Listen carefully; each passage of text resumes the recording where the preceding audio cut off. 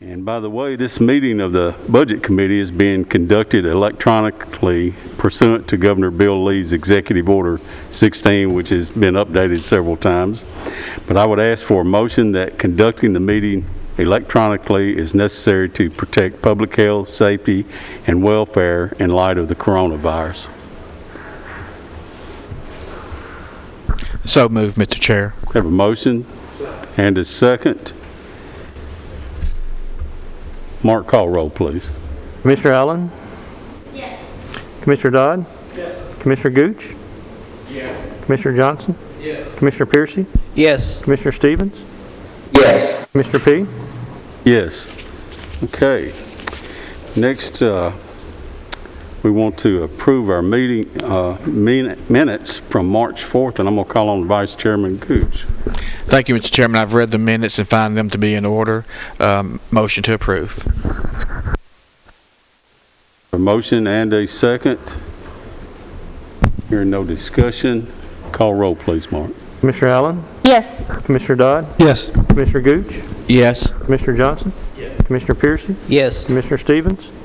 Yes. Commissioner P? Yes. Okay, motion carries. Next is our investment report, and we'll call on Mr. Beatty. Welcome, Ted. Did not have any bids because we've just not had that much interest. If you'll notice back a few months ago, we were able to lock some money in, which I'm glad we did, because the LGIP rate dropped from 14 basis points to 4 basis points. We lost 10, so we lost a third of our yield in 1 month, which is, pretty substantial. We got to be near the bottom. Don't know how long we'll stay, but nobody at this point, money's cheap, so we're just not having any interest. So our bank is still by far our best option, and it's way better than anything else. Way better. Because at this point, if we were still in LGIP, we'd be getting 4 basis points, and we're getting 30 today. So it's not great, but it's certainly better. Basically, something you have control over. Yes, sir. It's just where the market is, because and we have to be safe. I mean, so we've got to take those safe options that are out there. So. Motion to approve, Mr. Chairman. Second. We have a motion and a second. Is there any more questions or discussion? Hear none, call roll, Mark. Commissioner Allen? Yes. Commissioner Dodd? Yes. Commissioner Gooch? Yes. Commissioner Johnson? Yes. Commissioner Piercy? Yes. Commissioner Stevens? Yes. Commissioner P? Yes. Motion carries. Next is, Commissioner thank P. you, Ted. Commissioner P? Just like to ask all the members to remember to use their microphones, because that's a requirement of the electronic meeting. Yes, if you're at home, you can't hear the vote, so, or watching on television. So, next up is our fund condition report. We'll call on our finance director. I'll start with the development tax. In March, we received $491,250. After adjustments, that brings our total for the year to $4,745,625. Our cash balances at the end of March totaled $426,570,000, with $359,068,000 being operating funds, $67,502,000 being borrowed funds.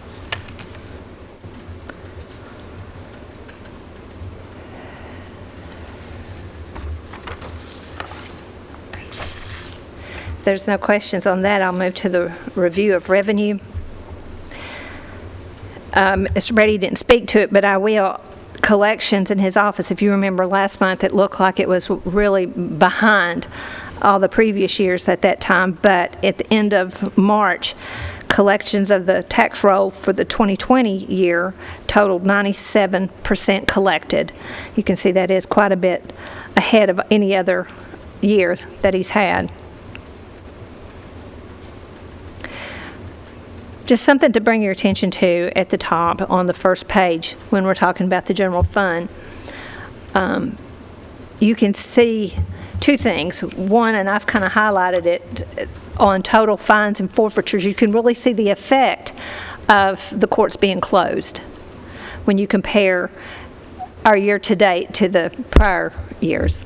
I mean, they are still collecting, but it is less.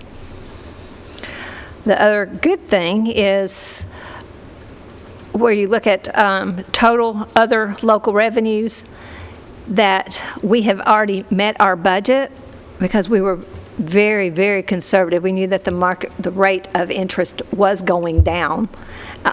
I just budgeted way more down than what it should be. I mean, what we are actually experiencing. But if you can see, what is this year that we've collected, there's other things in that, but a lot of it is interest. Just compare where we are at $1,883,000 for total of the other local revenues compared to the prior year at $3,922,000 for this time. The biggest thing in that line is interest. Just as a matter of note, our hotel motel tax is decreased 22%.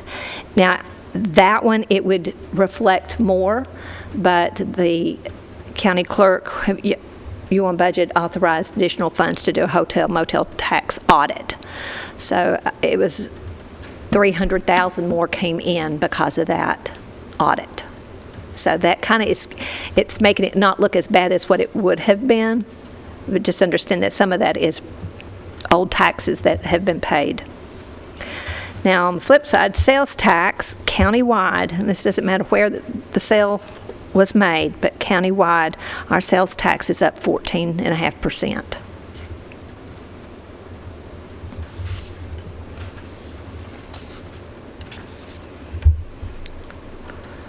Now, on the second page, you've got a smiley face. On the drug fund, they've already met all their revenue estimates.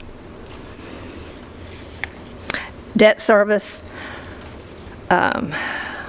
we have met. Again, interest had an impact on that fund too. The other local revenue, we already exceeded our estimate there. That one, you could really see the difference of this impact of the lower rates on interest, $356 compared to $1,003,000 in the prior year.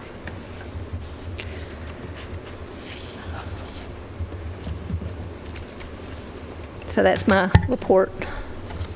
Okay, you've heard the report. Are there any questions for our finance director? If not, I'll entertain a motion. Motion to approve the report. Thank you, Commissioner Johnson. Second. Andy, second. Any further discussion? Hearing none, please call roll, Mark. Commissioner Allen? Yes. Commissioner Dodd? Yes. Commissioner Gooch? Yes. Commissioner Johnson? Yes. Commissioner Piercy? Yes. Commissioner Stevens? Yes. Commissioner P? Yes. Okay, motion carries. Thank you. Next up is our risk management financial report. We'll call on Mr. Elam. Welcome, Ed. Good evening.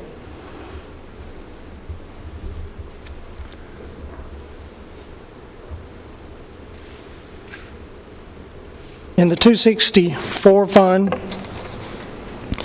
for the month of March 2021, on the calendar year, you'll see revenue $9,118,799, expenditures $8,106,399, and revenues exceeded expenditures by $1,012,401. The total for the year, calendar year, $24,553,845. Expenditures, $20,575,646. And revenue exceeded expenditures by $3,978,199.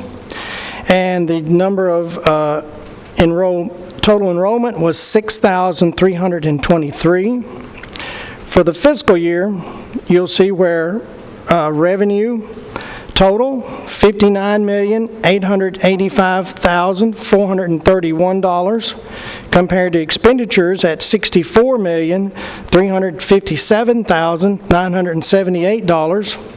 And your expenditures exceeded your revenue by $4,472,578.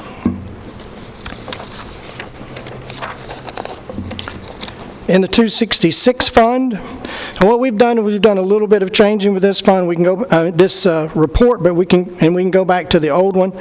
But what I wanted to do is show a little bit of trending here. Instead of just 1 year, we've used this report for a couple of times for the Benefits and Insurance Committee. At the top, you'll see what is the current fiscal year.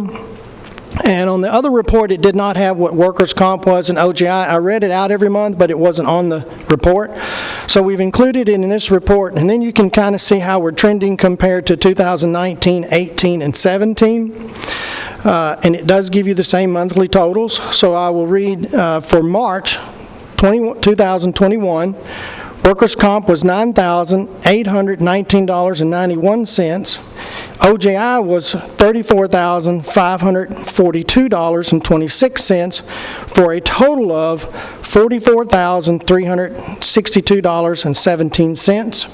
The year-to-date total, workers' comp, is $70,115.16. And OJI is $380,198.61 for a total of $450,313.77. And you might just, one of the things that wasn't on the other report either was down at the bottom, the calendar year incident rate, how we compare to the state. We're still waiting on some numbers for that final 2020, but it kind of gives you an idea how we compare as far as our incidences statewide. County attorney expenses by the fiscal year, you can see for the month of March, we had $30,077.28. And that concludes my report, Mr. Chairman. Thank you. You've heard the report. Are there any questions for Mr. Elam? I'll make a motion that we approve as presented. Second. We have a motion and a second. Or any other discussion? Hearing none, call roll, please. Commissioner Allen? Yes. Commissioner Dodd? Yes. Commissioner Gooch? Yes. Commissioner Johnson? Yes. Commissioner Piercy? Yes. Commissioner Stevens? Yes. Commissioner P? Yes. Your motion carries. Thank you, Ed. Thank you. Have a good evening. Okay, next we have a general fund budget transfer for the Correctional Work Center. Mr. Cope, are you here? Ah, there he is. Welcome.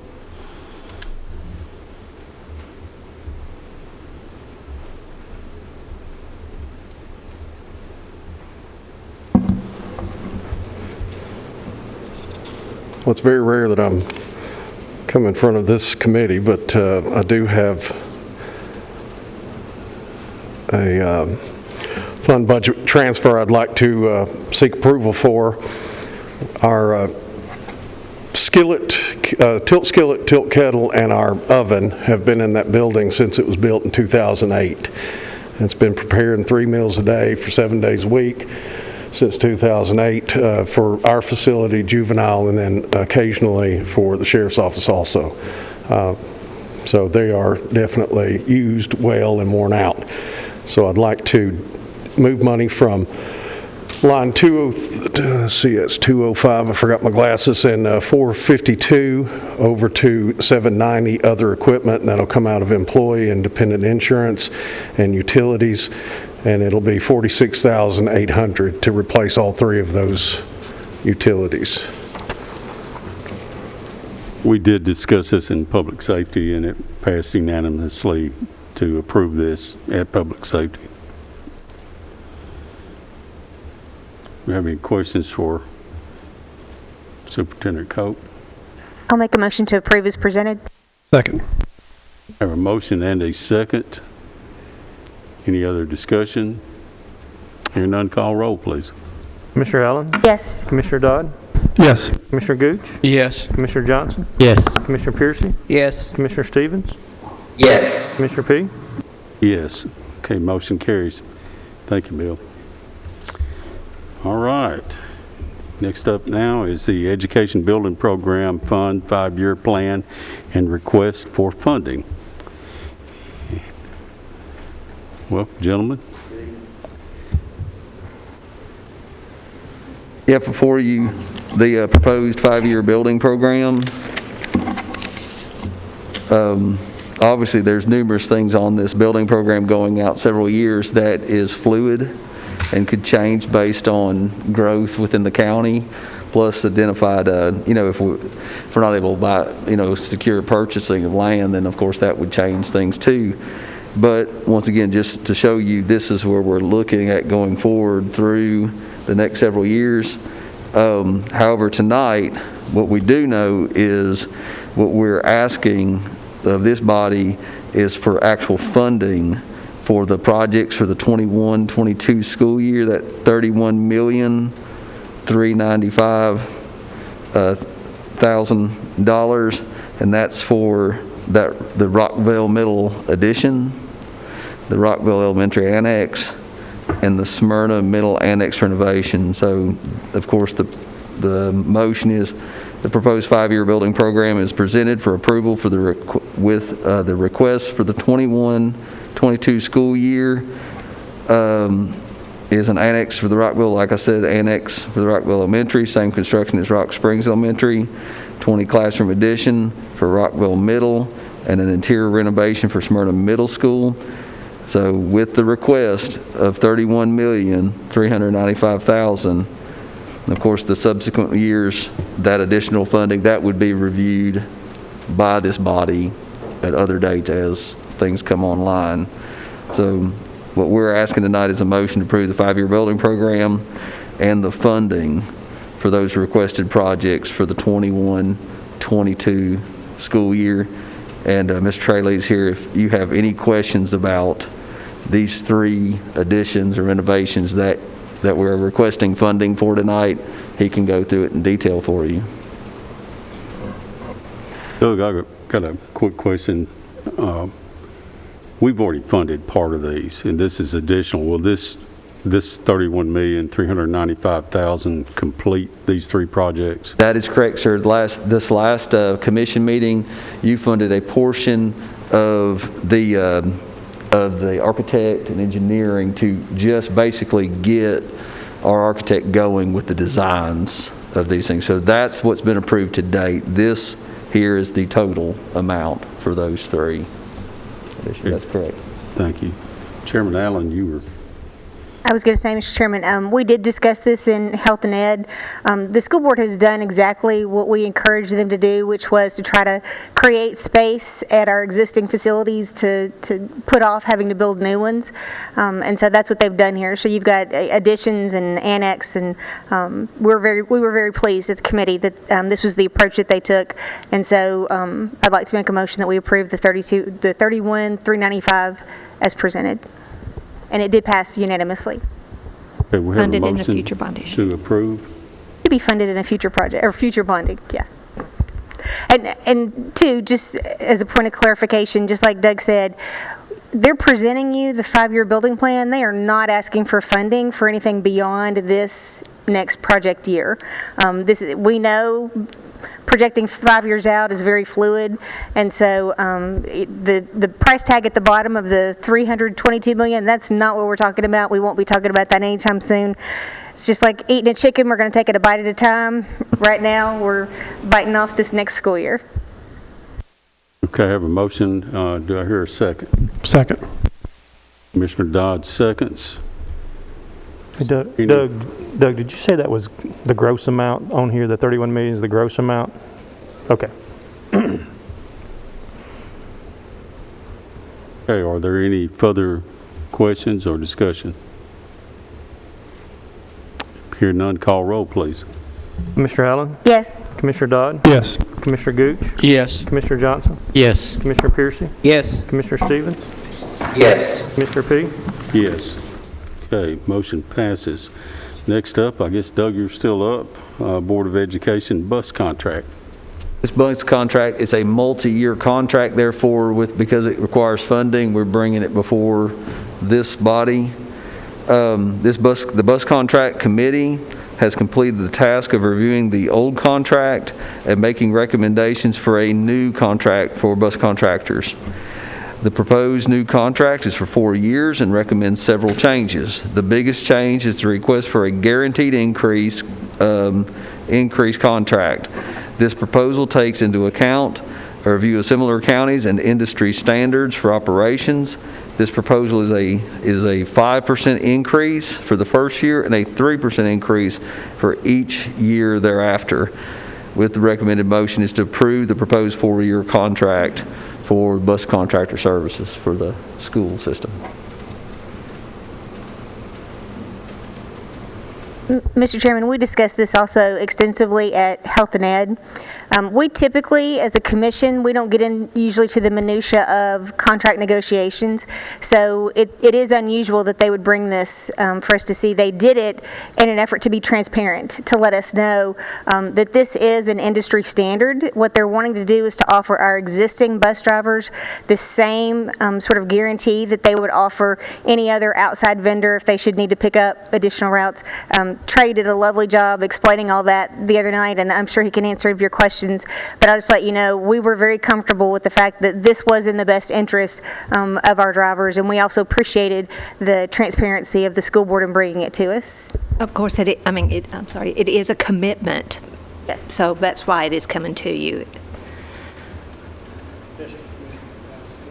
Yes, of course.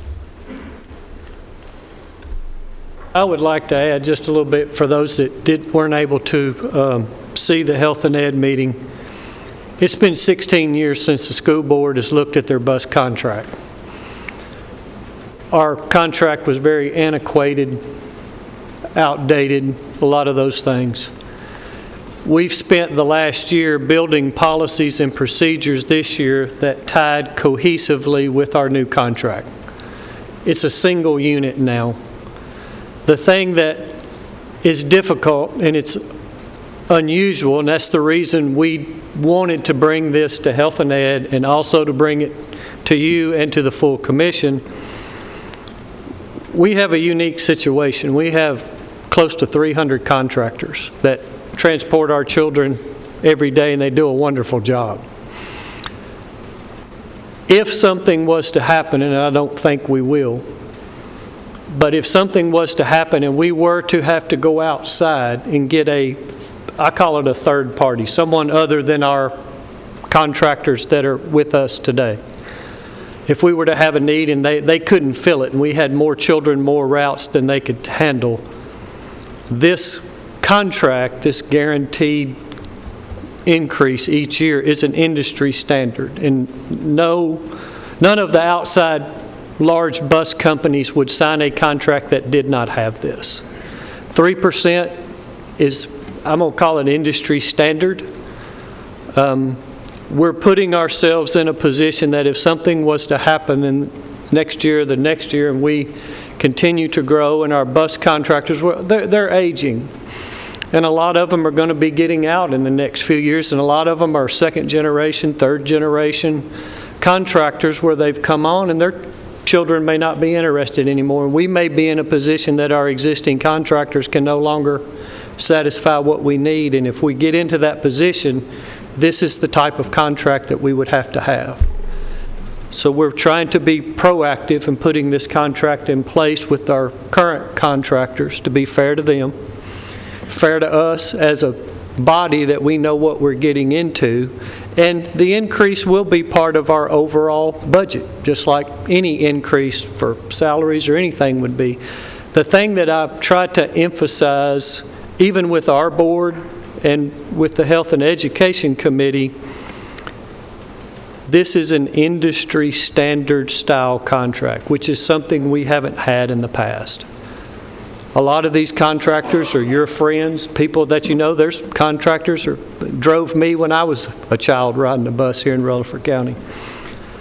And we've kind of got in a habit of looking at them as employees. You know, if the school board was able to give the employees a raise, they tried to give the bus drivers a raise. And if the employees didn't get one, the bus drivers didn't get one.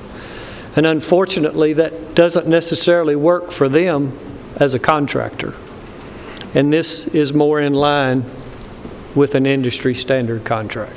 And that's what we tried to do, to put us and them in an equitable contract, and this is not what they ask for, dollar-wise. It's significantly less. And I'm not demeaning them, and I don't think the number's that important, but I think there was a lot of work put into this. I think the language in this contract is more equitable. It's better for us as the school system and us as a county, and that's how we got to this point. And because it is unique and it is different from what we've done in the past, that's why we wanted to come through this process, so that there was no surprises and that you understood what we were doing. Thank you. Mr. Lee, I've got a few questions. First, though, anybody on the committee have any questions? Okay. Doug, you said this was 4 years, or is this actually 5? It's four. Yes, sir. Okay, but this year it's 5, and then only 3 years more.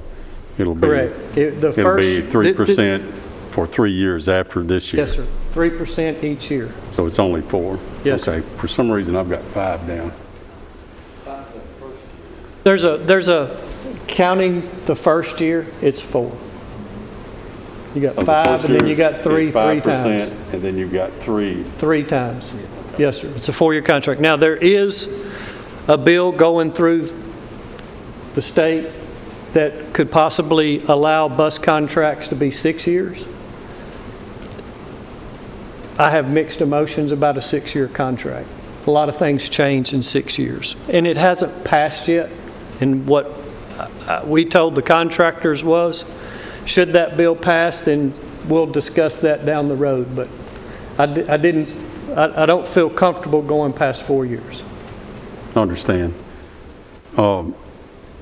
Another question, and you made a statement a minute ago that I kind of disagree with, and not maybe in the same connotation. You said the amount didn't matter. Well, to me, the amount matters a lot. It matters. And I haven't heard what this amount's going to be. So, Doug, have you got that? We do.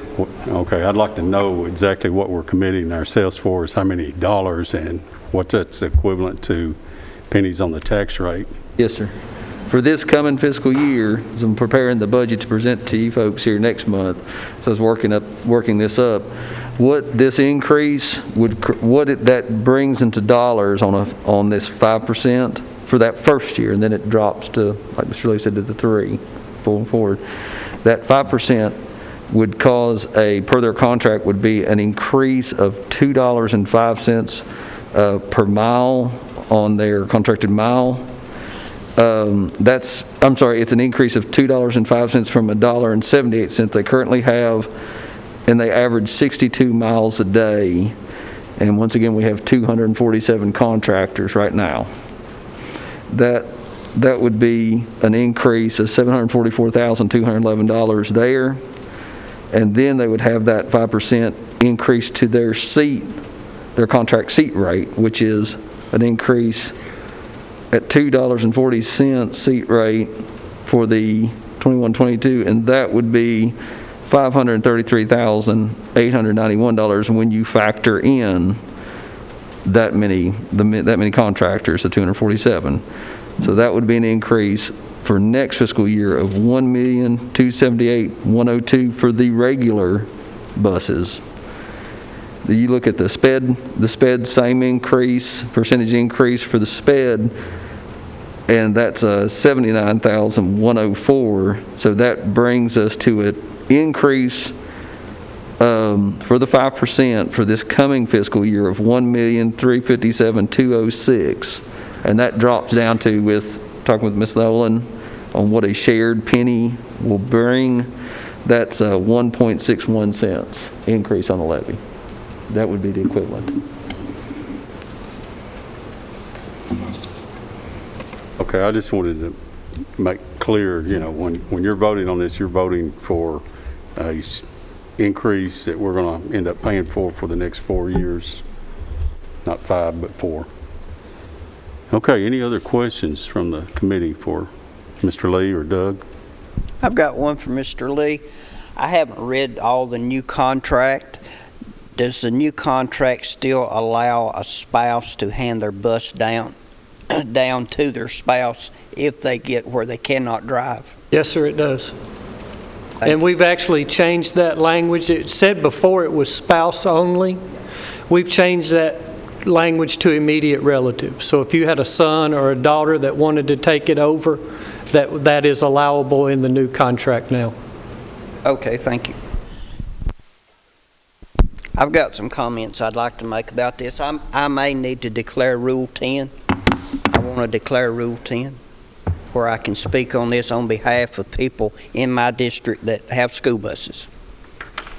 This is the first time we've had a chance at a decent raise in a long time. Most of the time we get 1.5, maybe 2. One time we got 2.5 just for 1 year. Well, it was for 1 year. It wasn't for a contract year.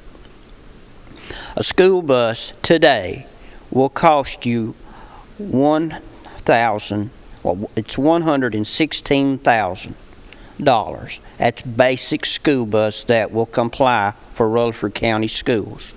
You can get a bank to finance it 100%. They'll put it on 50 equal payments of $2,700 a month for 50 months.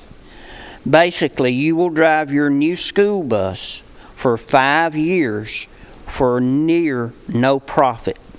Because by the time you take the basic route, you take the price of the school bus out of the basic route, you take your expenses of fuels, oils, maintenance, all of that out of your pay, and then you turn around and not being an employee of the county, we are contractors, so we have to pay all the taxes out of the whole amount that they pay us once a month.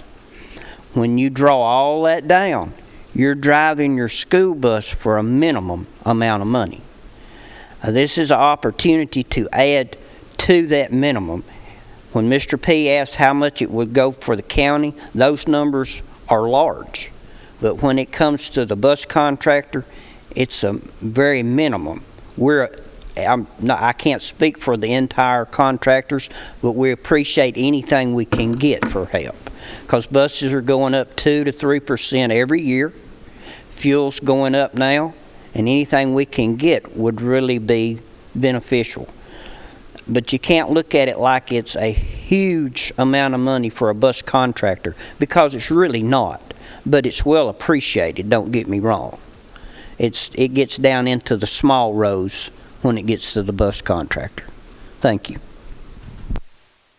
Any other discussion from the committee? If not, I've got one more quick question. And God forbid that this happens, but with the coronavirus problem that we've been having, if the school systems are shut down, so buses are not running and basically doing virtual, how does this affect this contract? In the previous contract, we had no language in there at all. They were paid at 100%. Per speaking with Mr. P, a lot of these, this is their livelihood, most of these contractors. We looked at what other states, other counties, jurisdictions did in their contracts, and it was wide-ranging what they did. We have a clause in there that if the county was to be closed down for a pandemic, call it an act of God, nature, whatever, to where there is no school, that after 14 days, they would receive 92% of their pay. And basically what we've done is recoup the fuel cost. So they would receive the balance to allow them to pay their note, that sort of thing. But we put in the clause to receive that they would give us, and 8% is kind of an industry standard for fuel cost. Thank you. Yes, sir. That's got all my questions answered. Any other questions from anyone on the committee? If not, I'll entertain a motion. I'll make a motion to approve as presented. Thank you, Chairman Allen. Second. I have a motion and a second. And Commissioner Piercy has declared Rule 10, so he won't be voting. And Mark, if you would, call roll, please. Commissioner Allen? Yes. Commissioner Dodd? Yes. Commissioner Gooch? Yes. Commissioner Johnson? Yes. Commissioner Piercy? Pass. Yes. Mr. Stevens? Yes. Commissioner P? I'm going to say yes, but having declared Rule 10, you don't vote. I believe you do too. Okay, I misunderstood. Excuse me. I need some clarification on Rule 10 then. Okay. And motion carries. Before we leave this, I have one question about what we just done. In health and ed, y'all excluded the financing when you voted and said it would be discussed in budget. Now, have we voted in the contract and the financing tonight, or just the contract? No, we're not approving anything outside of the school's budget. So this number will be in their budget that they present to us next month when we meet with them. So you're not approving anything outside of their normal school budget. It will be in their budget next month. Thank you. By approving this, that gives them the mechanism. This is, and what he's already told you, this is what it's going to cost. This is the increase. But the raise is yet to be determined, correct? Well, I mean, I think he's, And that's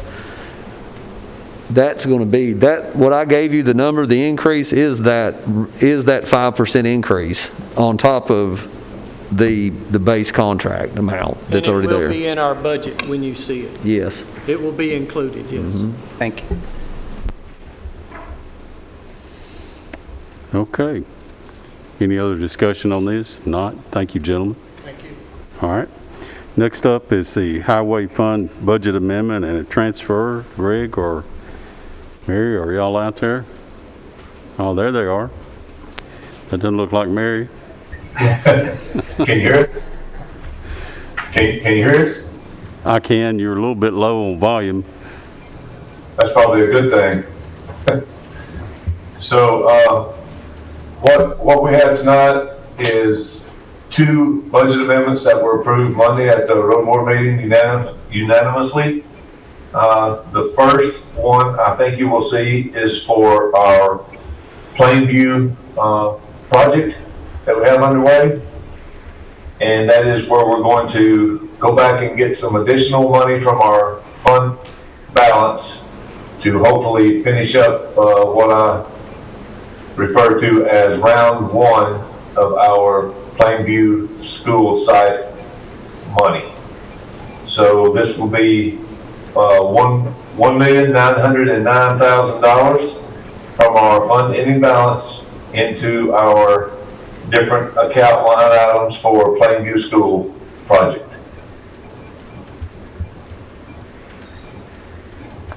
Okay. We saw this at Public Works the other night. I'm sorry. there's another amendment. Yeah, there's 2 amendments. Yeah, You can go and take the ahead other. with your second amendment unless I hear different from the committee. Okay, the second amendment was for part of the county officials' salary schedule for 2021. We have to make a correction to the road superintendent's salary. And that will be moving money from our secretarial line item into our administrative line item. So that's just moving money within our budget to cover that correction in the salary.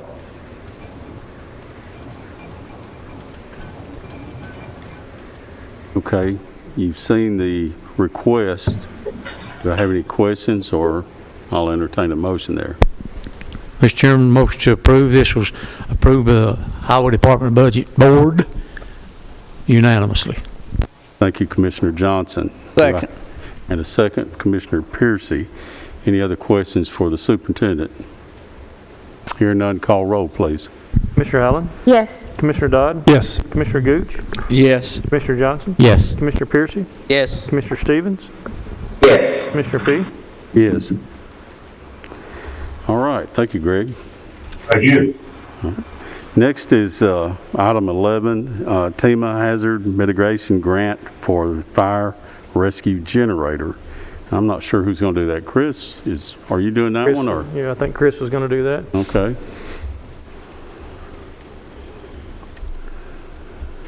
Commissioner, he also has items 15 and 16, and I didn't realize that Chris was going to do it. I thought maybe Larry was going to do it. Come on up. This is the fire generator. But if we could go ahead and bring up 15 and 16 after this one too, that way he don't have to hang I don't around. hear objection to the committee. We'll do that, so, or from the committee. Thank you. We, Emergency Management applied for a FEMA grant, mitigation grant for a backup generator for Station 42, the Fire Rescue Department. We have been approved for this grant of $28,300, which the federal government will provide 75% of this, of the funds, which equals to $21,225. The state will chip in $3,538, and we would have to contribute $3,537, which we would like to place this in the 2021-2022 upcoming budget. You're saying you're not asking for that money now, you're just wanting We're to... asking for acceptance of the grant, and then we will place it into next year's budget. Right. If we receive the grant. Well, we been are approved. receiving it. Oh, okay, okay. Just don't think it's going to happen this year. It'll happen next year. Understood. Okay, and you said this is for Station 52. 52? I Yes, thought sir. you said 42 a minute ago, that's why I asked. Yes, sir. 52. Okay. Any other questions for Public Safety Director Clark? This was unanimously approved through Public Safety. I don't think we saw this in Public Safety because this one's kind of slipped up on us. We have some of these grants that we got deadlines on. So I don't believe we saw this one. No, sir, you did not. But for $3,537, it sounds like a bargain. Motion to approve. Yes, sir. Thank you, Commissioner Johnson. I have a motion to approve to application for the grant Second. and a second from Ms. Allen, and I assume that you also mean to give the mayor the responsibility or ability to sign for, or anybody else that needs to sign for this. So that's okay, part of your motion. All right, any other questions for Director Clark? Hearing none, call roll, please. Commissioner Allen? Yes. Commissioner Dodd? Yes. Commissioner Gooch? Yes. Commissioner Johnson? Yes. Commissioner Pearson? Yes. Commissioner Stevens? Yes. Commissioner P? Yes. Okay, motion carries. And we're going to, as Mark suggested, skip down to number 15, which is a general fund budget transfer for emergency management. Yes, sir. We would like to transfer 196 in-service training, a total of $4,400, and amend that to $499. I'm sorry. Yeah, $499 supplies and materials. Now, we did see this one in public safety, and it passed unanimously. Yes, sir. Motion to approve. Motion by Commissioner Dodd. Do I hear a second? Second. Commissioner Piercy. Any other questions for Public Safety Director Clark? Hearing none, call roll, please. Commissioner Allen? Yes. Commissioner Dodd? Yes. Commissioner Gooch? Yes. Commissioner Johnson? Yes. Commissioner Pearson? Yes. Commissioner Stevens? Yes. Commissioner P? Yes. Okay, motion carries. Item 16, Public Assistant Grant Contract. Yes, sir. This grant actually deals with COVID-19 public assistance grant, where we had purchased personal protective equipment for the county, emergency services, and the county government. This was actually up to the fiscal year of June 30th of last year. So we're starting to see some of that money returning back to the county, and this is the total of $90,720.13, and we're requesting to accept this money. Yeah. Contract. Okay, Lisa, you want to update us on this, please, or You know, in talking with Carrie, it seems like they're doing this one a little differently. Instead of one large contract to cover everything, they're piecemealing it. And so, in talking to Carrie, you'll have several of these separate contracts under the large umbrella of the public assistance grant. So, in asking grace and permission that as these come, like this one did not go to public safety, but these are things, expenses that we have already paid for. So we do want them to come through the committee so we have it in our minutes that these things, each contract has been accepted. So that's what we're asking is, you know, if she can come, she'll run it through public safety, but you know, we want to go ahead and sign these contracts, have the mayor sign them and get that money in here. So for expediency on these particular grants, is it okay if y'all to just come straight to budget and get them through? So there's no match since we've already been paying for it and this is this. Like on this one, there is no match. I mean, the state's paying $22,690, the federal's paying $68,070. Now, some of them may, but just know that we've already paid our part. We're just trying to get. It's actually more of a reimbursement of the expenditures that we spent for personal protective equipment. We place those expenditures into the Public Safety Assistance Grant, and this is the return that we get back. So when it's all said and done, we've paid on this particular one 12.5%, 12% of. I'll make a motion to PPE accept costs. this contract. Okay, any other questions? Okay, so we have a motion and a second. Any further discussion? Hearing none, call roll, please. Commissioner Allen? Yes. Commissioner Dodd? Yes. Commissioner Gooch? Yes. Commissioner Johnson? Yes. Commissioner Piercy? Yes. Commissioner Stevens? Yes. Commissioner Peak? Yes. Motion carries. Thank you, Thank Mr. you, Clark. Chairman. Okay, we're going to drop back up to number 12, state grant amendments for recovery, mental health, and veterans treatment. And let's see, courts and related general fund budget amendments. And I think Lisa's going to cover this for us. This amendment is to increase 3 different grants. If you remember at the end of commission, last time we said we would like permission to accept some grant contracts that may be coming. And we had those for you. And now these are the amendments. There's 3 of them that they are giving us additional funds for these 3 contracts. The first one is an increase of $24,247, and that is for the Adult Recovery Court, and that is for travel, drug screens, ink cartridges, paper, computer monitors, graduation coins, miscellaneous other items. The second one is an increase, this is to the Veterans Treatment Court, and it is an increase of $14,394. And you can see it's going to travel, other contracted services, supplies, materials, and other charges. And then the third one is an increase for the Mental Health Treatment Court grant of $28,659. Going to travel, other contracted service, other supplies, materials, and other charges. Motion to approve. Okay, motion, Commissioner Dodd. Second. Second, Commissioner Johnson. Any further discussion? Call roll, Mark. Commissioner Allen? Yes. Commissioner Dodd? Yes. Commissioner Gooch? Yes. Commissioner Johnson? Yes. Commissioner Piercy? Yes. Commissioner Stevens? Yes. Commissioner Peak? Yes. Okay, motion carries. Okay, item 13, general fund budget amendment for circuit court clerk. And Lisa's also going to cover this for us.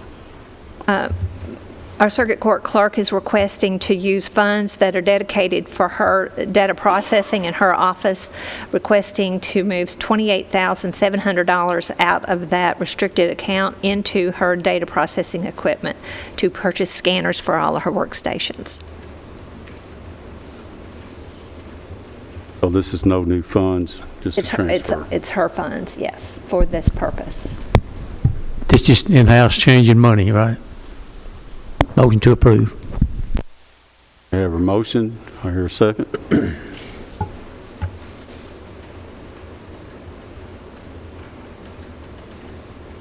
Well, we'll give it another second or two for a second. This did, I'll second.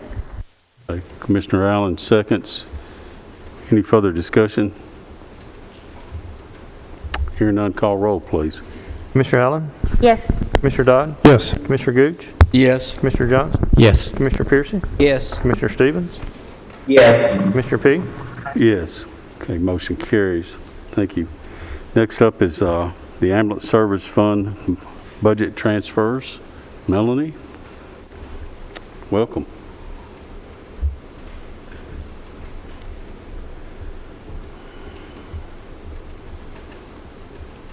Good evening. We have a total of 3 budget amendments.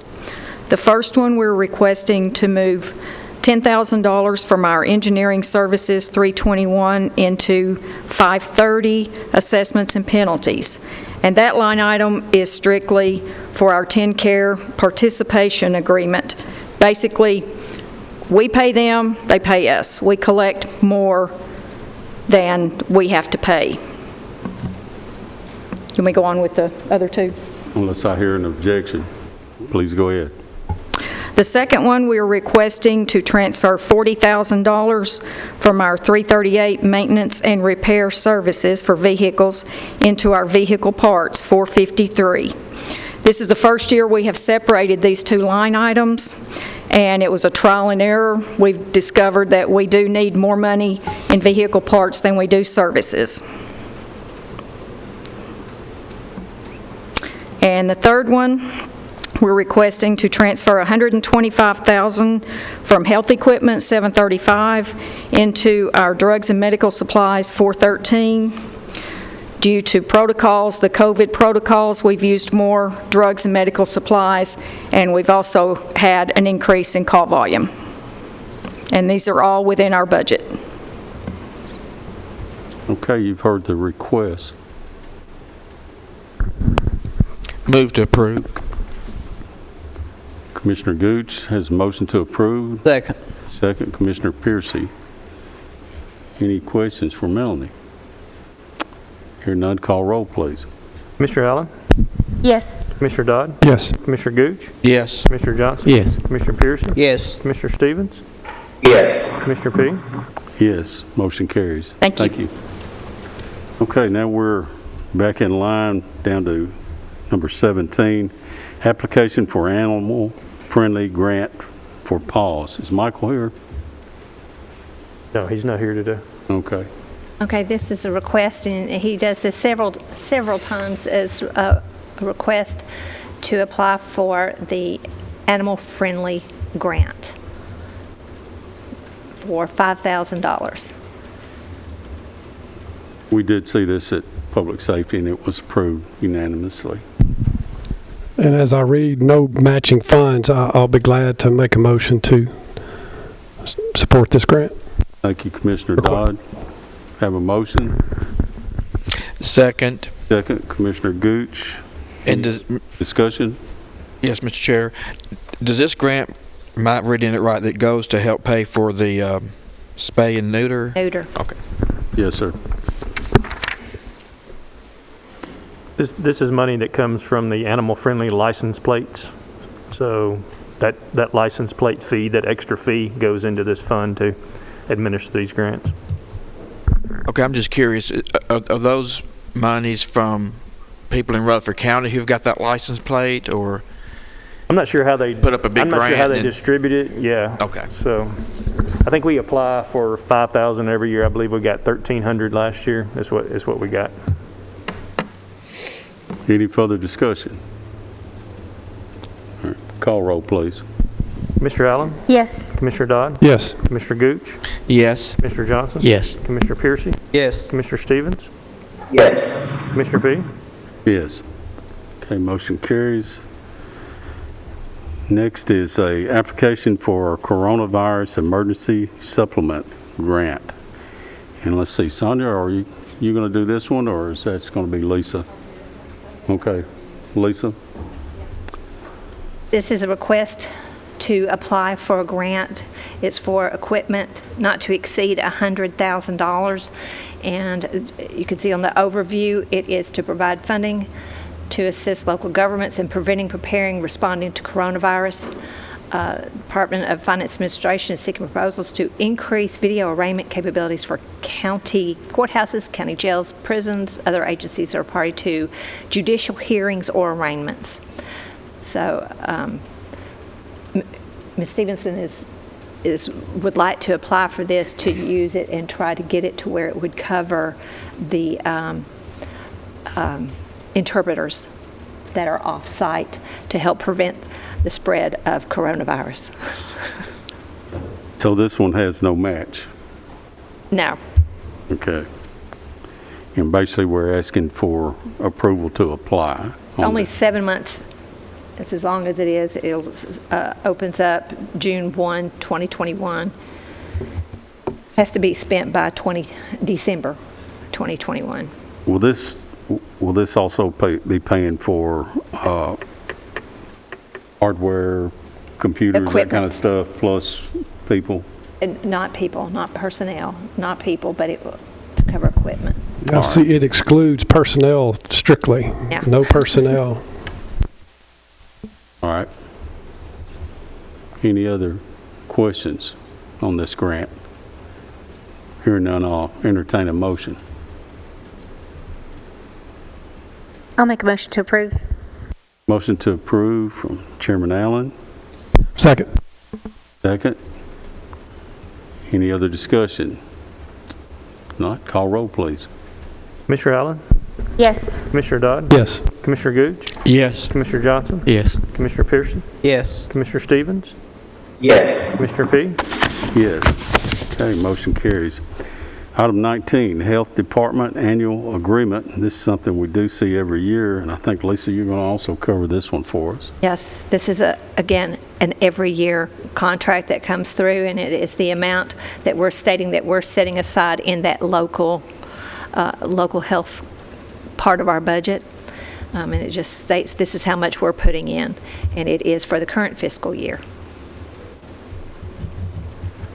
We did discuss this at Health and Ed. I'll make a motion to approve. Okay, we have a motion to approve Second. and a second. Commissioner Piercy, any other discussion? Call roll, please. Commissioner Allen? Yes. Commissioner Dodd? Yes. Commissioner Gooch? Yes. Commissioner Johnson? Yes. Commissioner Piercy? Yes. Commissioner Stevens? Yes. Commissioner P? Yes, and motion carries. Okay, next is the Domestic Violence Stop Grant Amendment. And Lisa, I imagine you're going to do this one for us also. Yes, sir, and this is a little unusual in the fact of the process of what we're doing. Typically, we request for our application, we get the grant, we ask for acceptance of the grant, and at that time, amend the budget. In this case, and like some of these other ones that you're seeing that they're amending the current contract is because they've got money and they want to spend it. So that's why a lot of these things that we've had tonight, the additional monies are coming in.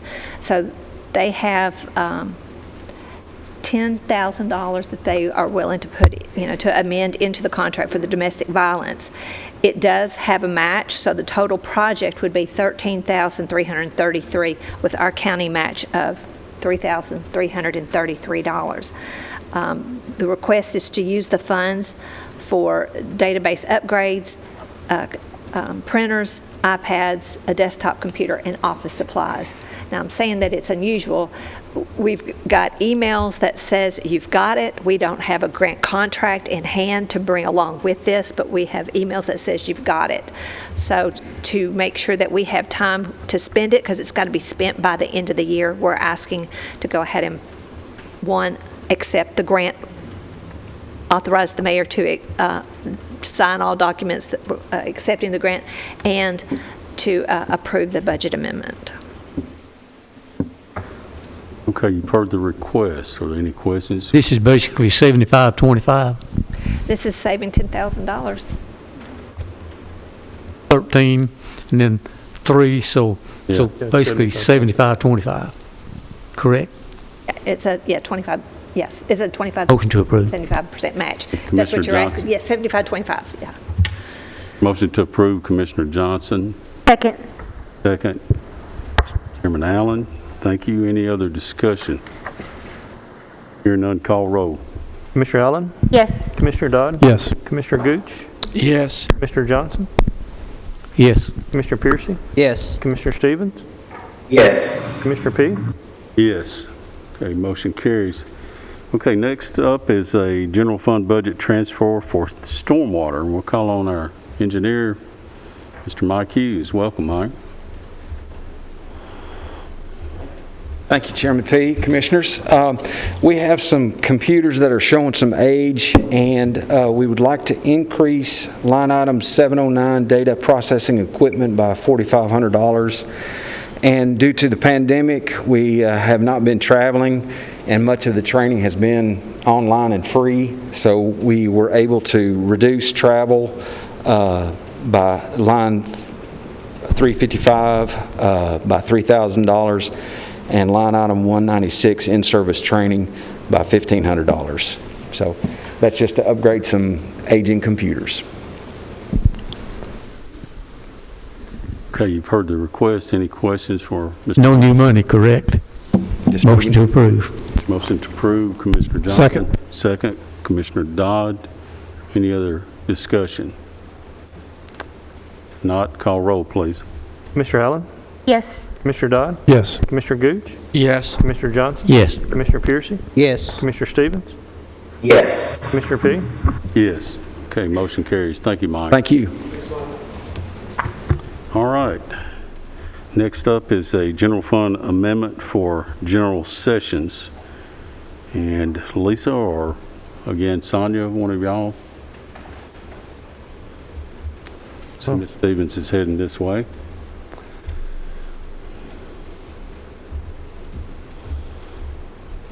Welcome. How is everybody? Right.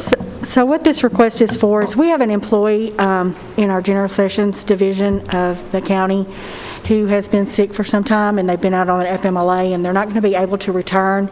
And I've been assisting them with their ADA request. And because of that, general sessions and the judicial commissioners, they're the ones who, law enforcement, when they arrest somebody, bring them in, and they need to make sure that they can have enough employees there to write their warrants and those type things. So we're asking for 2 part-time positions to offset the 40 hours of this employee while they're out. They have exhausted their FMLA, and they're currently on an extended leave, and likely will not be able to return. But this will give us the opportunity to help this employee with their ADA requests, but then also maintain the services that are required of the judicial commissioner's offices. So we are asking to increase the monies in their part-time lines by enough for these two part-time people. An increase of $9,000 for the part-time and the related benefits, requesting $9,690 to come from fund balance. Okay, you've heard the request. Do we have any questions? If not, I'll entertain a motion. I'll move for approval, Mr. Chair. Vice Chairman Gooch, thank you. Second. In a second, Commissioner Dodd. Any other discussion? Hearing none, call roll, please. Commissioner Allen? Yes. Commissioner Dodd? Yes. Commissioner Gooch? Yes. Commissioner Johnson? Yes. Commissioner Piercy? Yes. Commissioner Stevens? Yes. Commissioner P? Yes, motion carries. Thank you, Thank Sonia. you. Thank you.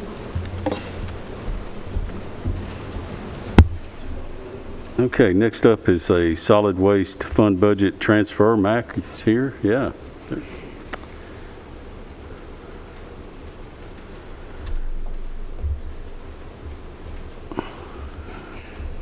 Welcome, Mr. Nolan. How are all y'all? All right.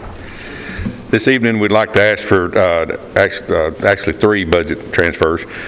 Line item 307 for communications, we need to add $10,000 to that to help get us through.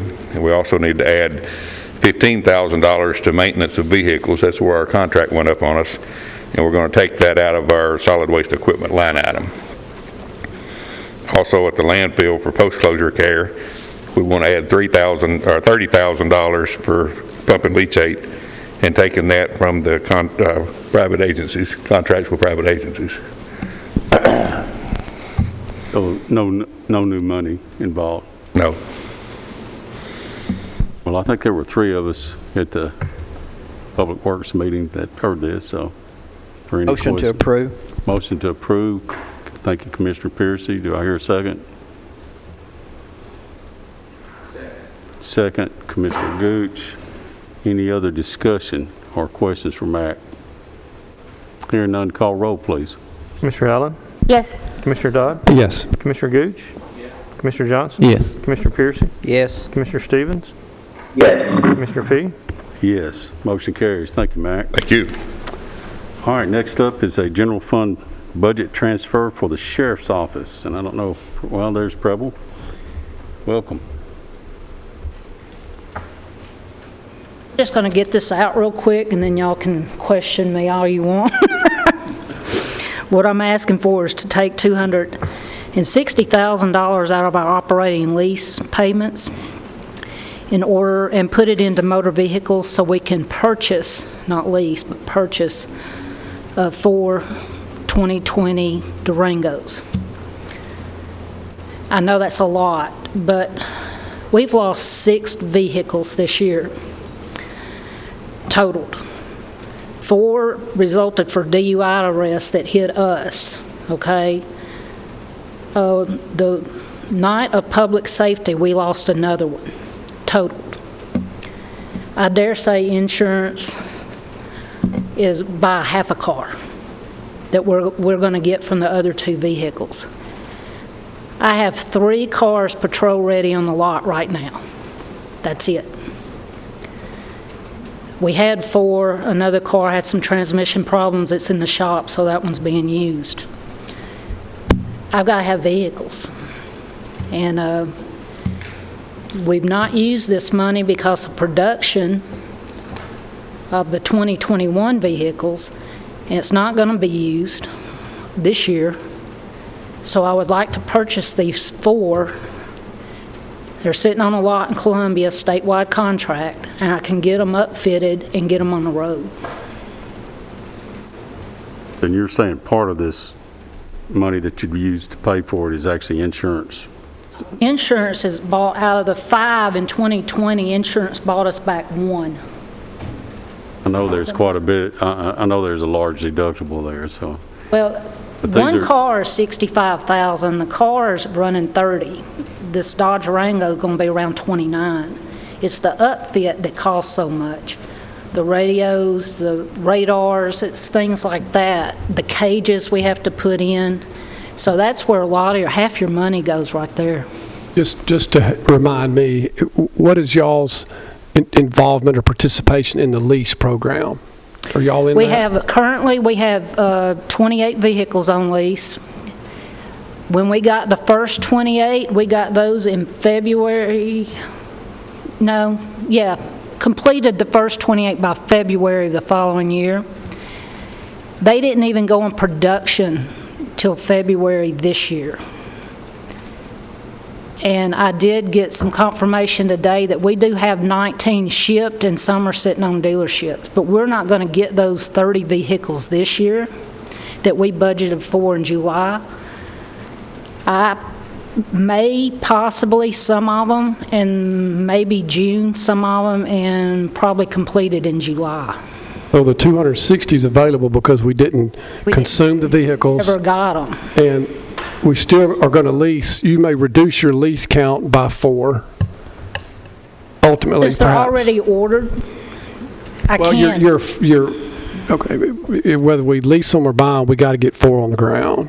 It would be nice.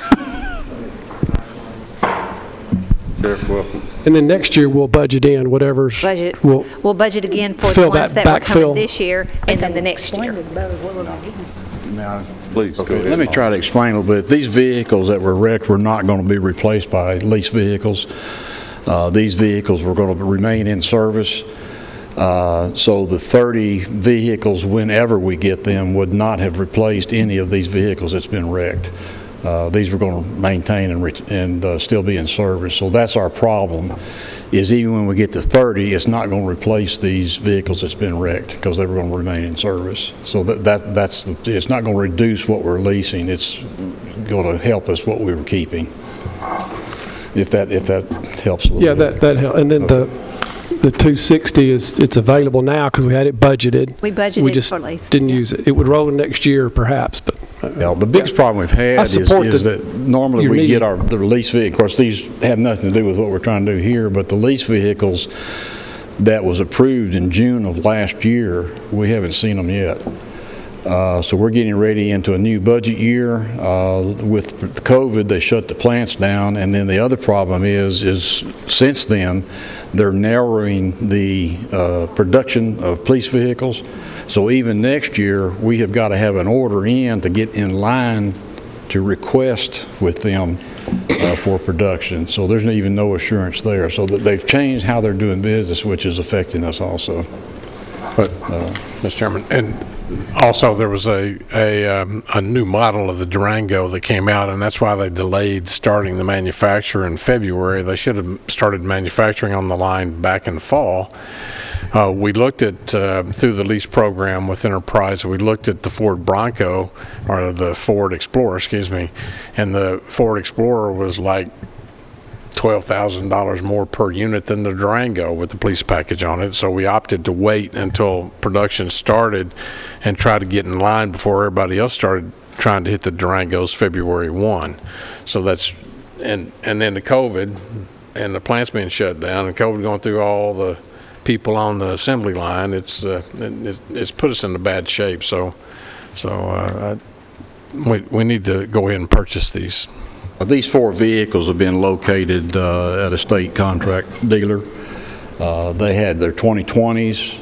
They're new. They've never been on the road. So what we've asked them to do is let us request and see where we are. Can you hold them? Which they have agreed to hold them until we get an answer back for them. So that's kind of where we are with it. So. Okay, you've heard the request. Any other questions for Sheriff or Preble, Commissioner? The bottom line is that your leased vehicles will be reduced by 4. No, sir. The number of... If I took what we're getting and put them in service to replace these, then the cars that these leased vehicles were replacing, which were older models, and planned for replacement, we would not have a replacement for those. But the bottom line is, you're taking the money that you were going to use for leased vehicles. That's correct. Correct? And buy 4 vehicles. Yes, sir. Okay. So it's in budget now. So it's in the budget now? Yes, sir. Okay. So basically, the money that you've got for the leased vehicles will be reduced by 4 vehicles, correct? That's correct. Okay. So it's a wash. Yeah. This came out of public safety? Well, actually, it did not. No, it didn't. I guess, yeah, go ahead. Well, I was just going to say, Chairman Reed See what you're asking. Was contacted on this, the mayor was contacted, and I was called and asked if they could bring this forward to budget, and I told them, please do, because of the nature of this, we really didn't feel like we needed to wait another month, and then that'd be another month on top of that while they got 4 vehicles that they need. So that's why it came like it has. And I think I understand your question now. The monies that are in the lease line item, those monies will not, a portion of that will not be expended for this year because we didn't get them. And so the lease payment is going to be less because we have not received them. We won't get them until later. But basically, this is kind of a semi-emergency. You need the vehicles. Correct, sir. You got the money. Yes, sir. Motion to approve. Thank you, Commissioner Johnson. I have a motion. Second. Second, Commissioner Allen. Thank you. Any further discussion or questions for the Sheriff? Call roll, please. Commissioner Allen? Yes. Commissioner Dodd? Yes. Commissioner Gooch? Yes. Commissioner Johnson? Yes. Commissioner Piercy? Yes. Commissioner Stevens? Yes. Commissioner P? Yes. Motion carries. Thank you all very much. Appreciate it. Thank you, Sheriff. All right. Next, item 25 is discussion of the public safety buildings relative to the American Rescue Plan Act. And who do we, Mayor? Okay. Thank you, Mr. Chairman. So about 3 weeks ago, there was a conference call with the County Mayors Association, Mike Harrison, Executive Director.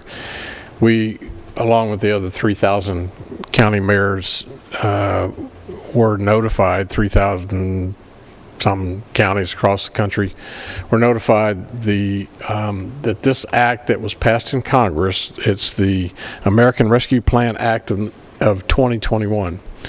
And every county is going to be getting a large trough of money, including cities and school districts.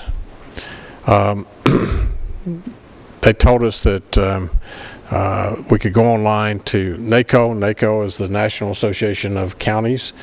I have personally been in contact with Mr.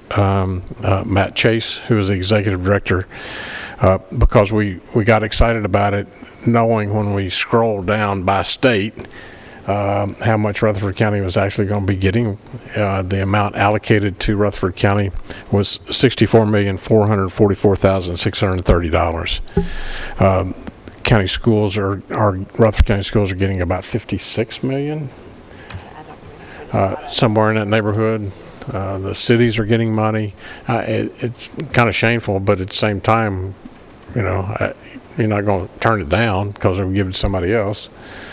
So we immediately started thinking this is a great opportunity for us to take this $64 million and instead of just paying for two in our budget process of our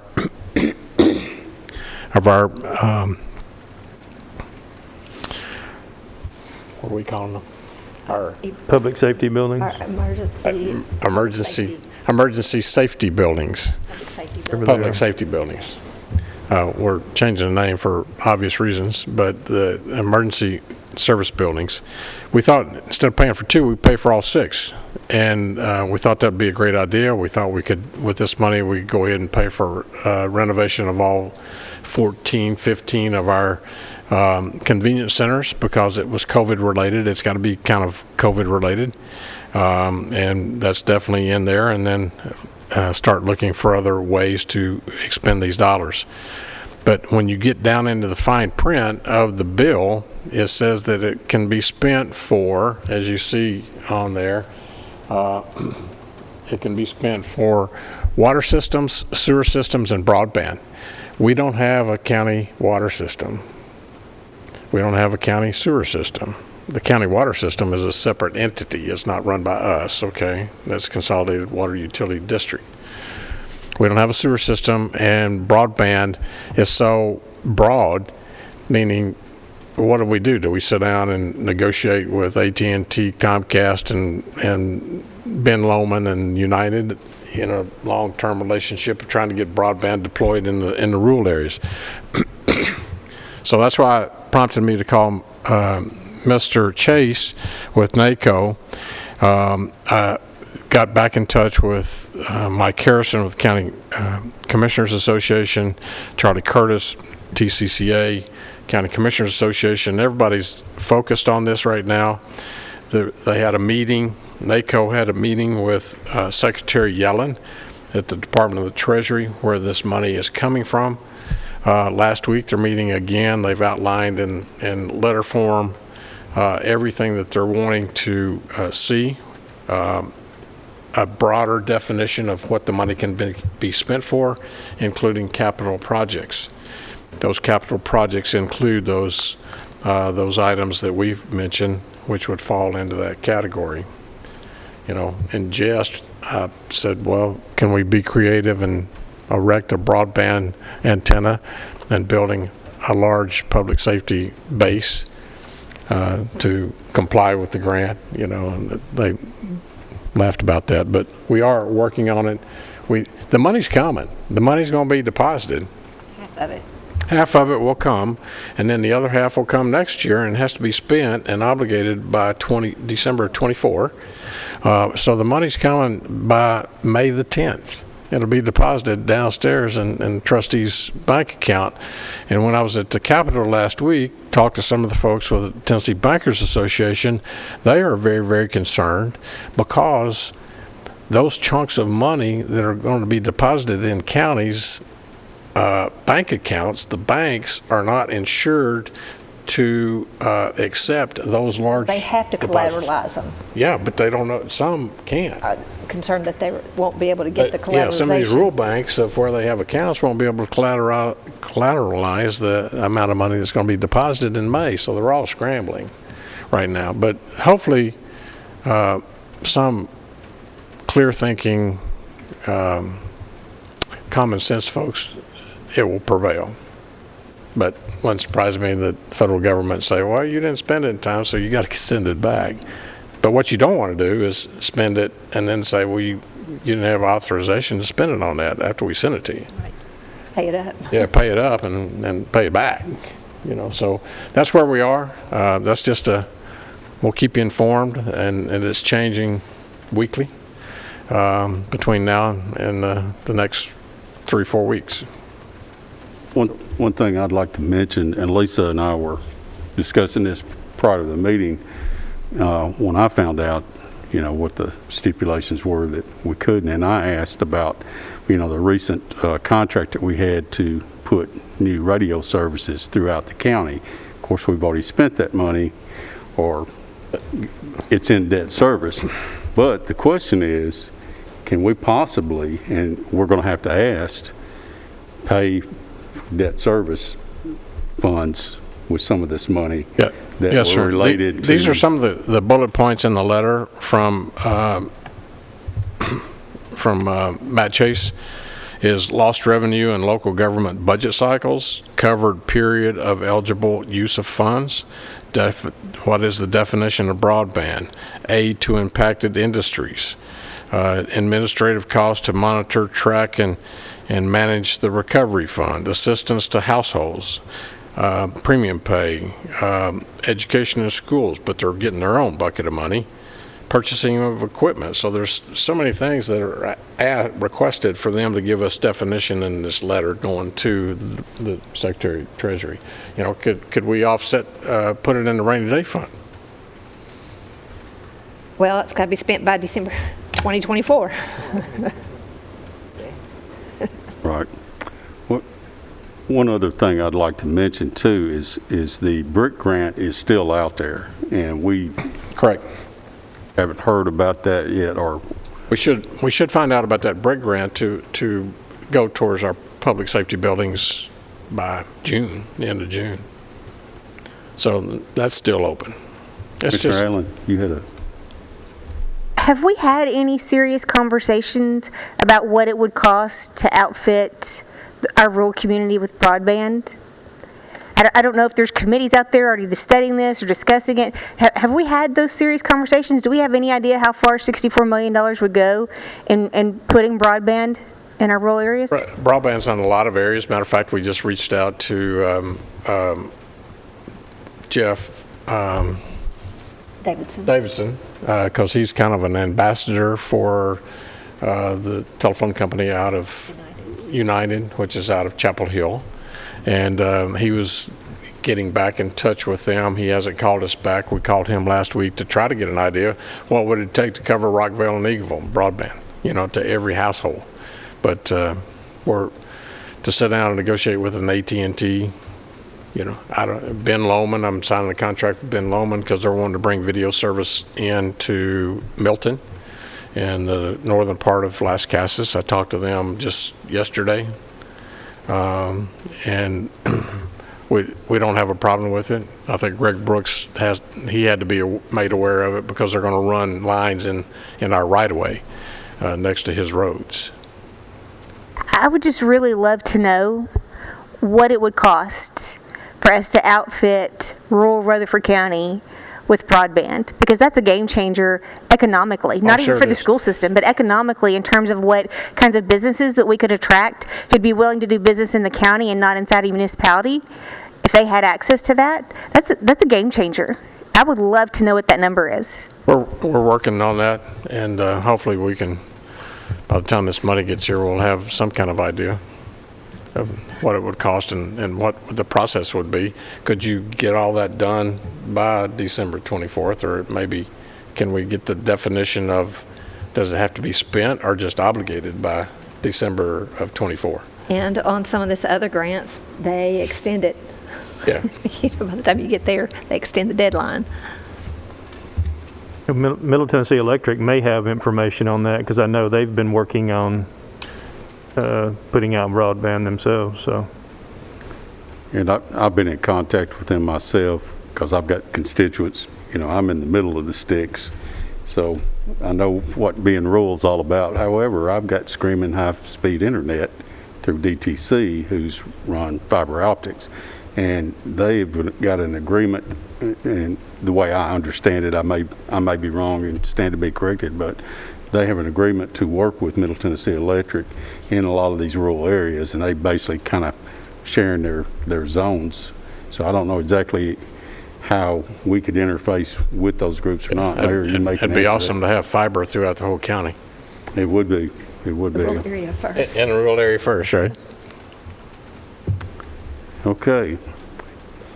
Any other discussion related to the American Rescue Plan Act?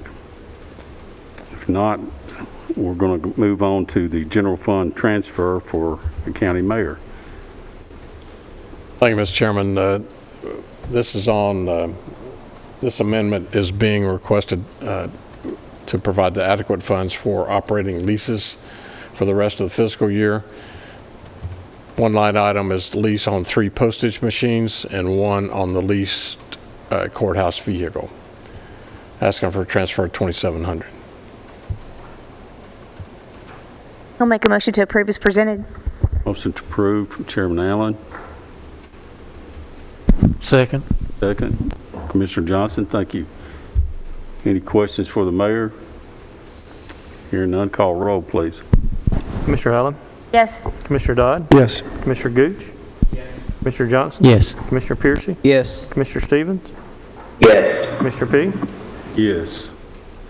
All right, next up is a general fund budget amendment for autopsies. Seems like this is a every year thing that we Director's do. You want Carl to come up? You got it? Okay. This is a request for additional $155,000 for autopsies coming out of unassigned fund balance. We add every year. Sometimes at the end of the year, it's not enough, and we're budgeting more next year. This is a line item that's impossible to budget. It's impossible to predict, so I'll make a motion to. Second. Have a motion and a second. Any discussion? Hearing none, call roll, please. Commissioner Allen? Yes. Commissioner Dodd? Yes. Commissioner Gooch? Yes. Commissioner Johnson? Yes. Commissioner Piercy? Yes. Commissioner Stevens? Yes. Commissioner P? Yes. Motion carries. All right, item 28, general fund budget amendment for retiree health benefits. This is a request for $52,000, again, coming out of unassigned fund balance. This is another one we try to estimate what we think it will be, but we never know who's going to retire and when. And so it doesn't look like we'll have enough to get us through the end of the fiscal year, which is why we're asking for the additional $52,000. Okay, you've heard the request. Any questions for Lisa? If not, I'll entertain a motion. I'll make a motion to approve. Thank you, Mr. Allen. Second. Second, Commissioner Piercy. Mr. Johnson, recognized. I will have to use Rule 10 because I'm a retiree. All right. Any further discussion? Hearing none, call roll, please. Commissioner Allen? Yes. Commissioner Dodd? Yes. Commissioner Gooch? Yes. Commissioner Johnson? Yes. Commissioner Piercy? Yes. Commissioner Stevens? Yes. Commissioner P? Pass. Motion carries. And I am not a county retiree, however, my wife is, so I'm going to pass on that. All right, next item is a resolution to request unclaimed balance of accounts remitted to the state treasury under unclaimed property acts. And we have to do this once a year if we want to reclaim that money. So Lisa, if you want to explain that a little more. I think you just did. That we turn over unclaimed properties once a year, and this time of year, we ask for us to hold it instead of the state. We don't ask for it, they keep it. Motion to approve. Second. Have a motion and a second. Any other questions? Hearing none, call roll, please. Commissioner Allen? Yes. Commissioner Dodd? Yes. Commissioner Gooch? Commissioner Johnson? Yes. Commissioner Piercy? Yes. Commissioner Stevens? Yes. Commissioner P? Yes. Okay, motion carries. Okay, next, this will be a Lisa item, I assume, a TCRS contribution rate for 2021-22 budget. So we get this information in March. They are performing annually the actuarial valuation of the pension. As you can see on this first page, they also always have been encouraging for the last several years to consider electing at a higher rate to protect against the pressure on the employer rate of what we're charged. Let's see, 1, 2, 3 pages over, our required annual contribution rate is at 842.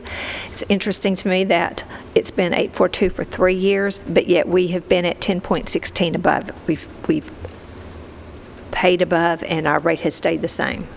I would have thought at some point it would kind of decrease, taking in consideration the additional amount that we're paying in. So my recommendation would be to, again, continue our contribution at 10.16. Okay, you've heard the recommendation. Is there any other questions for Lisa on this item? So, what I tell you, it's in these letters too, that interest rate affects the investments, and they match what they project will be claimed against earnings of our balances. One of the things that they are to begin, if they haven't already, was to extend mortality rates. It was set at 65, and they're inching them. So the longer somebody lives, the longer these things will be paid out. That is a big component of the pressure of what would be on the calculation, is that we'll be paying out more. Okay, you've heard the discussion. My understanding, Lisa, from the information that I have, that the Tennessee Consolidated Retirement System is one of the most actuarially sound systems around, correct? Thank you. Yes. And part of that, it's interesting when you hear how other people calculate, like employees' earnings, where for us, for the state, it's over the last 5 years, the highest consecutive 60 months. In some places, it's the last 3. Well, that means that those folks will probably have a higher amount that they will be collecting. So, and sometimes it's the calculation of how many years of service that you get percentage of that average high five. We are at 1.5% for every year, some it's 2. So, I just think that what the mayor just said, the state of Tennessee is very conservative in their approach in funding and in offering the benefit. And the motion here is to as suggested, to increase the contribution to 10, leave it at our current 10.16. Yes. Above the 8.42 recommended. And we've been doing that for 3 years. It's been prudent. It's the right thing to do, and I make a motion to continue at that rate. Motion by Commissioner Dodd. Second. Second, Commissioner Gooch. Any other questions? Call roll, please. Commissioner Allen? Yes. Commissioner Dodd? Yes. Commissioner Gooch? Yes. Commissioner Johnson? Yes. Commissioner Piercy? Yes. Commissioner Stevens? Yes. Commissioner P? Yes, motion carries. All right, next is basically some book cleaning up. General fund budget transfer for coronavirus relief funds. And Lisa's going to explain this to us also. You remember back in August of 2020, we were given another large part of money. This time that they didn't give it to us. We had to claim it. At the time, and it was very quick how we had to spend it. We had to have amount obligated, had to have it spent by December.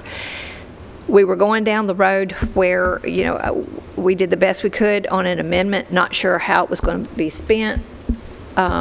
So this amendment, a large amount was put in other charges, $599. We budgeted $3,933,000.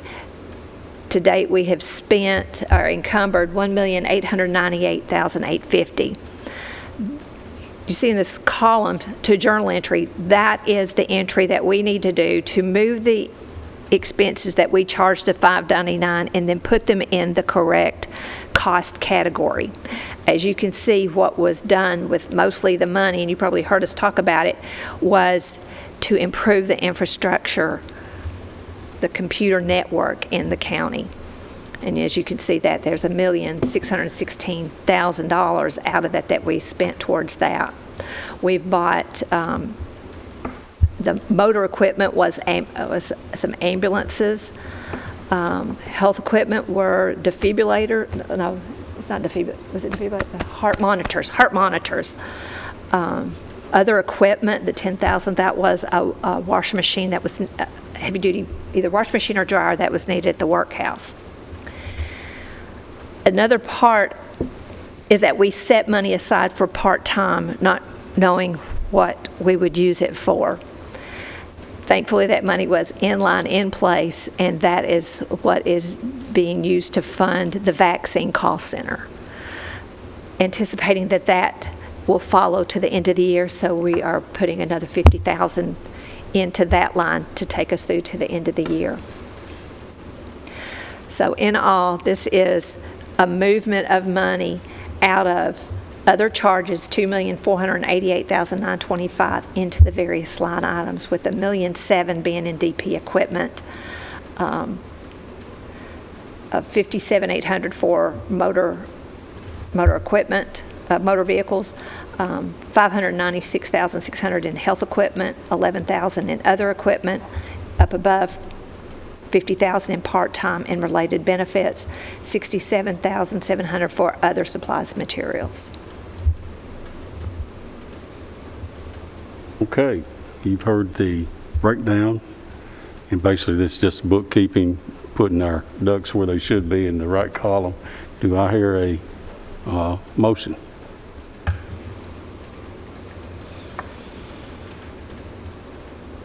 I've got a question rather than a motion. So the oversight of other supplies and materials and motor equipment, did those go through committees? Did those go through department heads? How were those, what's the accountability factor there?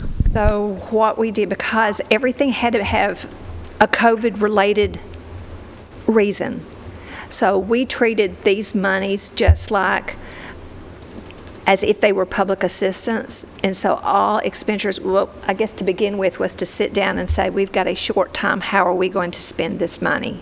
It's allocated to us. What are we going to do, the best bet for this money to get it spent and get it in place? So that was some of the roundtables first, and identified in the beginning networking for be able to have security and people be able to work from home, deploy laptops as needed. So that was kind of the idea, but then everything Carrie Clark with EMA, working with the public assistance grant, she's working with that. Also, we dropped this into her too, because in the beginning with these monies, it was, okay, if it could be a public assistance expense, if it's authorized for public assistance, you need to hit that first, not these funds. Time went on, it said, no. If it can be used for the COVID-19 or public assistance, use this first. So I tell you that because it's back and forth. So we had everything routed through EMA that held everybody to the standard, it had to be, you had to make the case that it had to be COVID-19 related. That is why we are doing this expense. So the funds were different in that we didn't come to the commission other than in the beginning and told y'all we're not sure how it's going to be spent. But that was our kind of safe balance, safety net to have layers of expenses to go through extra steps to make sure that it was complying with what this money was being used for. And layers of accountability in the departments, because there's just so easy for this to be perceived as slush fund, and we don't know who's to whom we're paying for PPE or special equipment or. Well, see, that's just so it. PPE. The department heads, the departments, there's layers of people observing these checks being cut. Am I saying it right? Okay, so all the checks are cut in our office. The clearinghouse was EMA.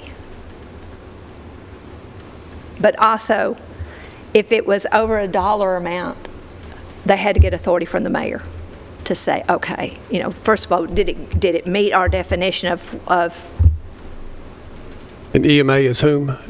Emergency, Chris Clark, Chris EMA. Yes. Commissioner Dodd, also, there wasn't a public safety meeting that didn't go by during that time period that we weren't asking the same question you did. What money have we been able to use for this grant? What's going in it? So, we weren't getting totals, but it was basically trickled. We needed PPE. We needed, say, more uniforms or whatever it was. Ambulances, and these requests are actually, they were discussed at public safety almost every time, and brought up by individuals. So it wasn't. There was no smoke-filled room, basically, that would say, yeah, we'll spend this over here, we'll spend this over here. That's not how this occurred. So there's a second part to this that in full disclosure, they told us we had to have it obligated by November and spent by December. And it was the push to what projects can we do with this money. The mayor talked to you about this emergency. I'm just telling you, interpretations changed. And we were, with Cody York trying to get things in place. We might not be able to have it installed because everything had to be done by December.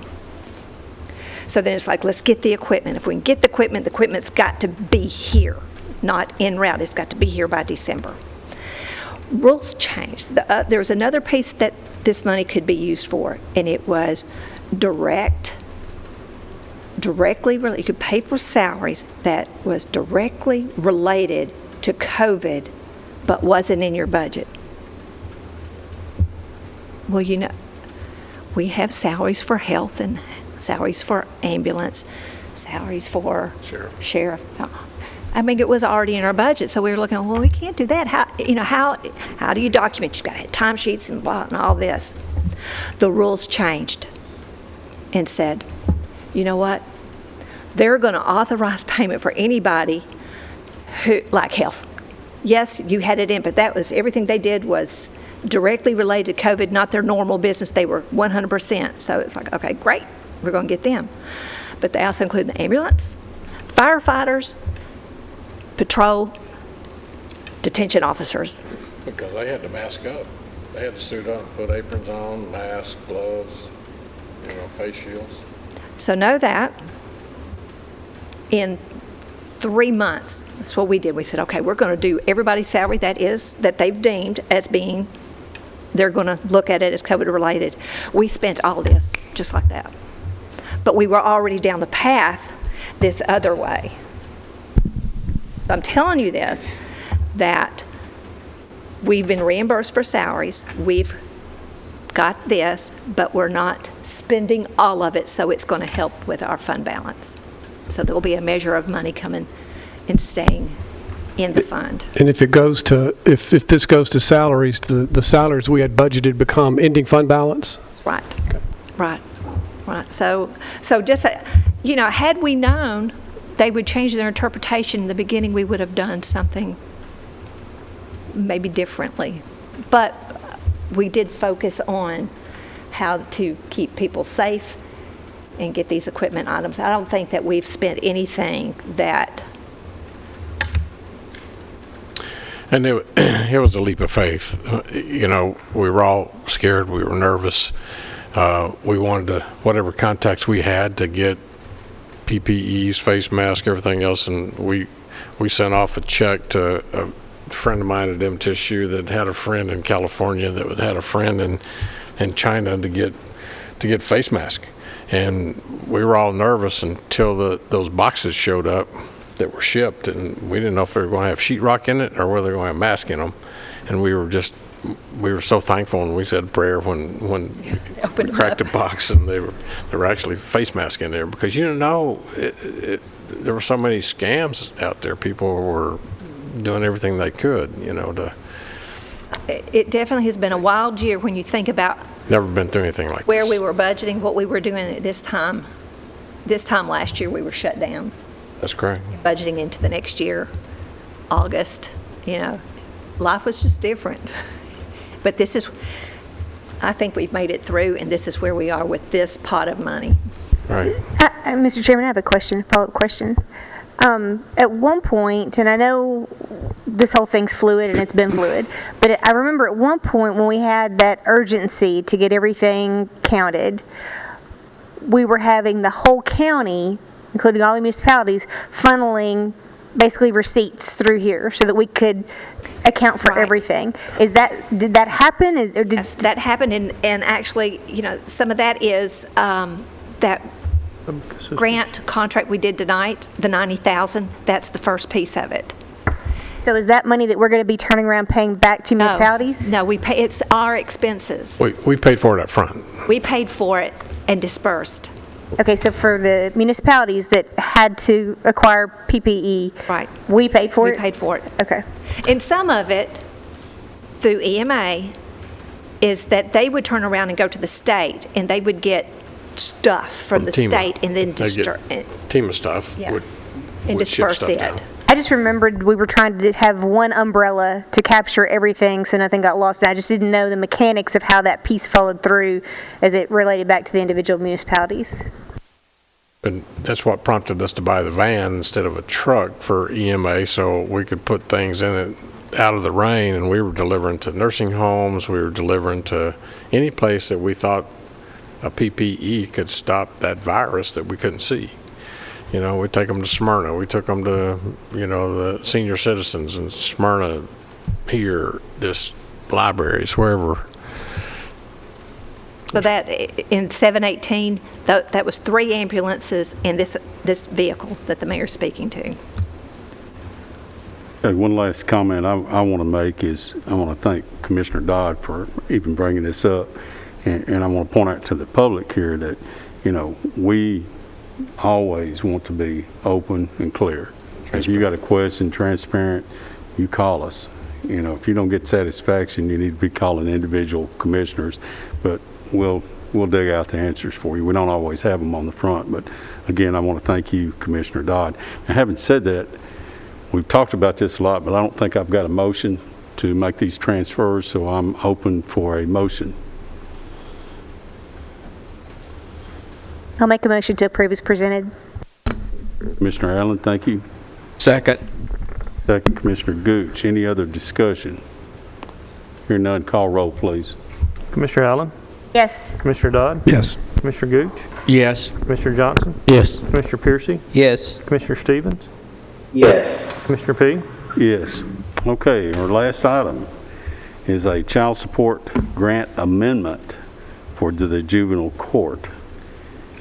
Y'all seen these before too, and this is for next fiscal year, and this is it's the 4D, what they talk about 4D, and this helps support the salaries of one of the magistrates that listen to child support cases. This is ability to get some of that recouped. So this is a request to authorize mayor to accept signed documents as necessary and accept this amendment to the grant contract. Is this an addition to the existing grant, or? It is. It adds another year. Another year. And what are the matches on this? It's 60, it funds 66% of his time dedicated to these cases. So they have to keep a separate timesheet, and that's what we bill back off of. So this is going to a child support judge? It's one of the magistrates in juvenile court. All right, you've heard the request. Do I hear a motion?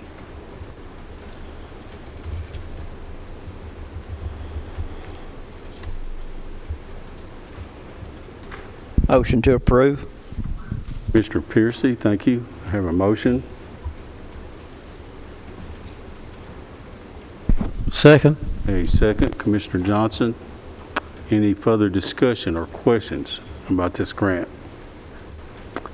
Hearing none, call roll, please. Commissioner Allen? Yes. Commissioner Dodd? Yes. Commissioner Gooch?